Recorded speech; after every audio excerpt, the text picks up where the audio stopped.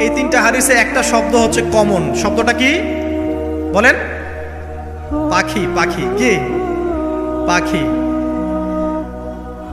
আল্লাহ রাব্বুল আলামিন পাখিদের কাছ থেকে আমাদেরকে শিখতে বলছেন এবং বলছেন যে পাখিদের মনটা হয় খুব নরম, খুব সফট, এবং তারা আল্লাহর প্রতি তাওয়াক্কুল করে পূর্ণ মাত্রায়।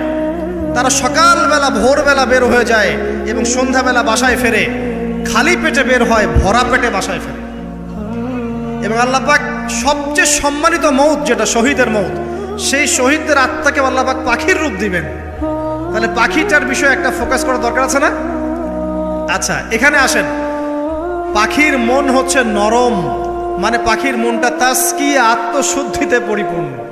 কদ আফলাহা মান যাক্কাহা, সে ব্যক্তি সফল হলো যার হৃদয়টা পবিত্র, নিষ্পাপ, নিষ্কলুষিত হলো। সে ব্যক্তি সফল হবে ইনশাআল্লাহ। একটা কাজ এখানে খেয়াল করেন,